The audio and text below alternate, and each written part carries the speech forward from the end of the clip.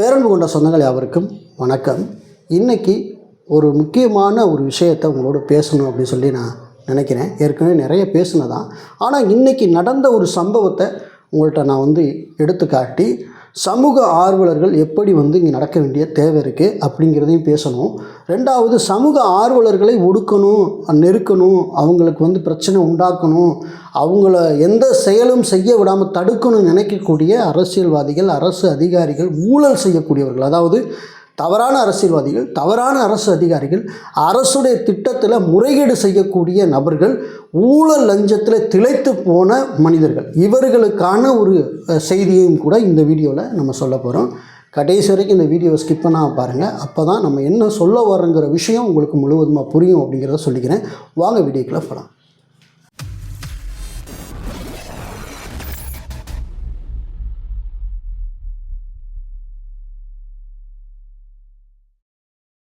தகவல் பெறும் உரிமை சட்டத்தின் கீழே கலாய்வு வேண்டி ஒரு நபர் விருதுநகர் மாவட்டத்துக்கு மனு செஞ்சு 14ஆம் தேதி ஆய்வுக்கு அனுமதி பெறாரு. ஒரு ஊராட்சி மன்ற அலுவலகத்தை கலாய்வு செய்கிறதுக்கு அவருடைய மனைவி 2 பேரும் போகிறாங்க. இது யார் அப்படின்னு கேட்டிங்கன்னா, விருதுநகர் மாவட்டத்தில் அருப்புக்கோட்டை ஊராட்சி ஒன்றியத்திற்கு உட்பட்ட பாளையம்பட்டி அப்படிங்கிற கிராம ஊராட்சியில் இருக்கக்கூடிய அன்புக்கினிய நண்பர், என்னுடைய அன்புக்கினிய தம்பி திரு கந்தசாமி அவர்கள்.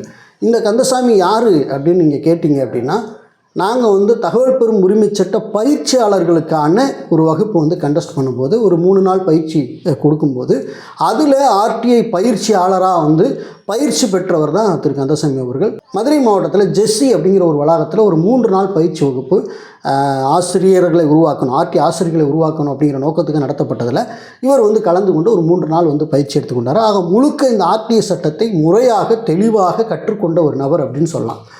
இவர் தமிழ்நாடு ஆர்டிஐ கமிட்டி அப்படிங்கிற எங்களுடைய ஒரு கூட்டமைப்பில் நீண்ட நாட்களாக பயணிக்கக்கூடிய ஒரு நபராக இருக்கிறாரு.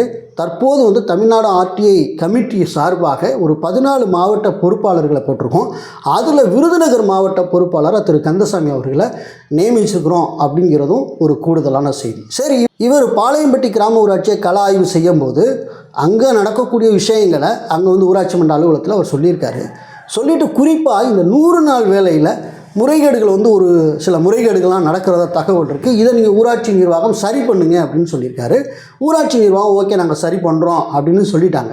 அதுக்கப்புறம் இவர் வந்ததுக்கப்புறம் என்ன பண்ணுறாரு அப்படின்னா, இந்த எம்ஜிஎன்ஆர்ஜிஎஸ் இணையதளத்தில் போய் இந்த எத்தனை பேர் ஒரு நாளைக்கு வேலைக்கு வர்றாங்க, அவங்க எத்தனை அட்டன்ஸ் போட்டிருக்காங்க, ஒரு குரூப்புக்கு 10 பேர் நின்று ஃபோட்டோ எடுக்கணும், இந்த ஃபோட்டோவெலாம் கரெக்டாக அப்லோட் பண்ணுறாங்களா, இந்த ஃபோட்டோவில் இருக்கக்கூடிய நபர்கள் தான் வேலைக்கு போகிறாங்களா, இல்லை மாற்று நபர்கள் யாரும் வேலைக்கு வராங்களா, இல்லை வெறும் ஜாப் கார்டை மட்டும் அட்டன்ஸ் போட்டுட்டு ஆட்கள் வேலைக்கு போகாமல் காசு எடுக்கிறாங்களா, இந்த மாதிரி விஷயங்கள்லாம் அவர் ஆன்லைன்லேயே தெரிந்து கொண்டு அதில் ஃபோட்டோவில் கொஞ்சம் முறைகேடு நடப்பதாக அவர் கண்டுபிடிச்சிட்டு என்ன பண்ணுறாரு அப்படின்னா, அவருடைய மகள் அர்ஷிதா அவங்களோட என்ன பண்ணுறாங்க அப்படின்னா, ஒரு 12 மணிக்கு அங்கே 100 நாள் வேலை நடக்கக்கூடிய இடத்திற்கு அவர் போகிறாரு.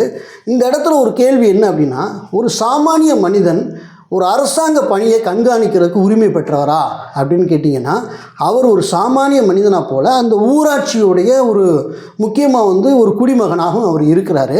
ரெண்டாவது, கிராம சபாவில் முக்கியமாக கேள்வி கேட்கக்கூடிய ஒரு நபர், தகுதி பெற்ற நபராகவும் இருக்கிறாரு. கூடுதலாக பார்த்திங்கன்னா, தேசிய கதிர் அப்படிங்கிற ஒரு பத்திரிகையில் அவர் ஒரு பொறுப்பாளராகவும் இருக்கிறார். அப்போ பத்திரிகையாளருக்கு ஒரு ஊழல் நடக்குது, ஒரு சந்தேகம் ஏற்படுது அப்படின்னா அவர் நேரடியாக போய் அங்கே கேள்வி கேட்குறதையோ அங்கே ஆய்வு பண்ணுறதுலையோ ஒன்றும் தவறு கிடையாது. ஏன்னா ஆக்சுவலி ஊடகத்துறை தான் நடக்கக்கூடிய தவறுகளை, முறைகேடுகளை, நல்ல விஷயங்களை, கெட்ட விஷயங்களை இந்த சமூகத்துக்கு வெளியில் சொல்லக்கூடிய ஒரு முக்கியமான பொறுப்பில் இருக்கக்கூடியவங்க. அப்போ அங்கே போகிறாங்க அப்படின்னா பணித்தள பொறுப்பாளர்கிட்ட ஒரு சில விஷயங்கள் அவங்க கேட்குறாங்க. இந்த மாதிரி ஃபோட்டோஸில் முறைகேடு இருக்க மாதிரி இருக்குது, அது ஏன் நீங்கள் சரியாக நீங்கள் அப்லோட் பண்ணான்னு சொல்லி கேட்கும்போது கேட்டுட்டு அவரும் அவருடைய மகள் 2 பேரும் வந்துடுறாங்க.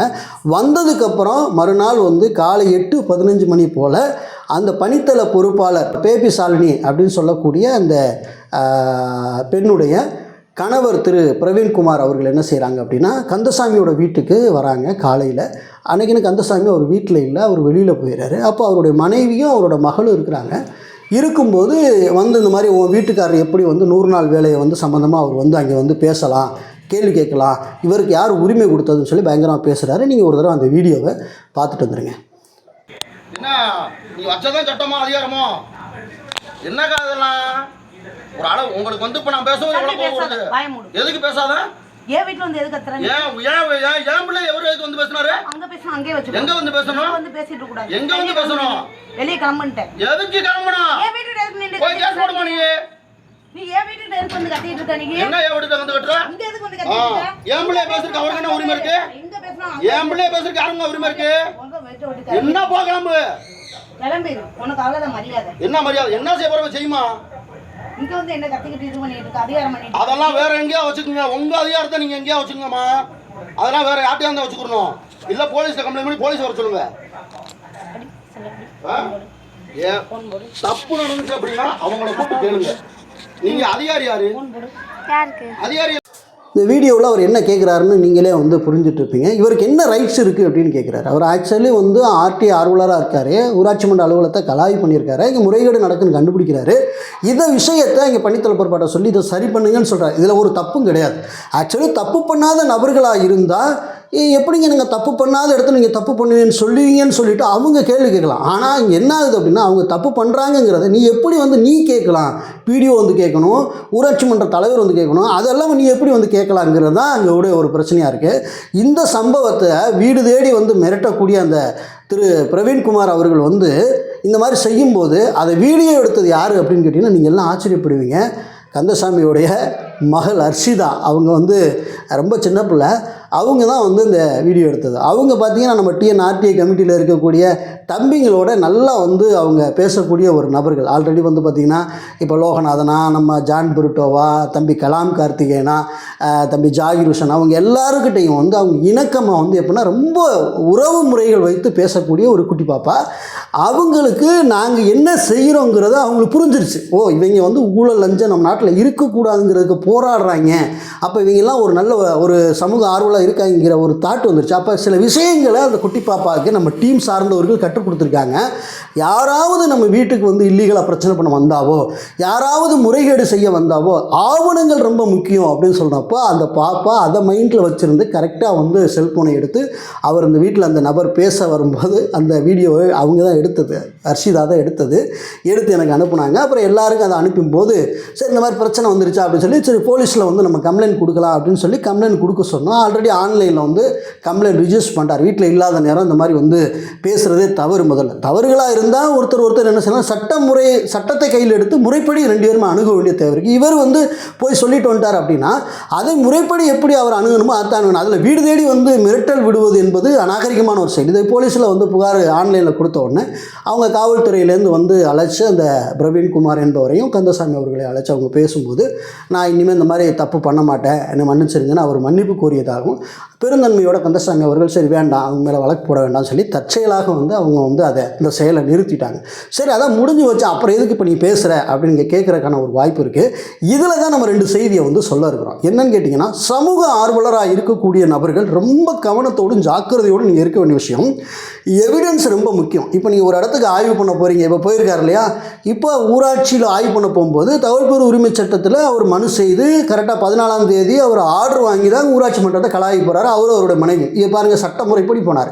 அதே மாதிரி அங்கே 100 நாள் பணித்தள பொறுப்பாளரை போய் கேள்வி கேட்குறாருன்னா அவர் ஒரு ப்ரெஸ்ஸில் இருக்கார், அதனால் அதை வச்சு அதை மெயின் பண்ணி போய் ப்ரெஸ்ஸில் இருக்கிறனால அவர் கேள்வி கேட்குறாரு. இப்போ எதுவுமே இல்லாமல் பின்புலம் இல்லாமல் சும்மா அந்த சரி ஓகே நம்ம கேள்வி கேட்கலாம் போல், நம்ம வந்து ஊராட்சி மன்றத்தில் போய் சண்டை போடலாம் போலன்னு சொல்லிட்டு ஆர்வத்தில் நீங்கள் செஞ்சீங்க அப்படின்னா இப்போ இது சட்ட முறைப்படி செஞ்சதுனால இதிலிருந்து அழகாக கந்தசாமி அவர்கள் அவருடைய பொண்ணு அழகாக வீடியோ எடுத்ததுனால ரொம்ப செக்யூராக இருக்கிற மாதிரி ஆயிடுச்சு. அதே சமயத்தில் இப்போ சமூக ஆர்வம் நீங்கள் அவசரப்பட்டு ஆதங்கப்பட்டு நீங்கள் என்ன பண்ணுவீங்க அப்படின்னா எப்படி 100 நாள் வேலை முறைகேடு பண்ணலாம், நேரடியாக போய் சண்டை போடுறது, ஊராட்சி மன்றத்தில் போய் சண்டை போடுறது, இப்படி பண்ணும்போது அவங்க நம்ம மீது வந்து பொய் வழக்குகள் போடுவதற்கான வாய்ப்புகள் நிறைய இருக்குது. ஆகவே நாம் பாதிக்கப்படும் போது என்னடா இந்த சமூக சேவை எதுக்குடா செய்ய வந்தோங்கிற மனநிலைக்கு நீங்கள் உள்ளாயிருவீங்க. ஆகவே வந்து அதை விட்டு நீங்கள் பின்னாடி போயிடுவீங்க. ஆக உங்களுக்கு எச்சரிக்கிறதுக்காக இந்த சம்பவத்தை நான் உங்களுக்கு வந்து நினைப்பூட்டுறேன். இதுபோல் நீங்களும் கவனமுள்ளவங்களாக இருந்து சரியாக செயல்பட்டீங்கன்னா உங்களுக்கு வரக்கூடிய பிரச்சனைகளை நீங்கள் சரி செய்த முடியும். அதே சமயத்தில்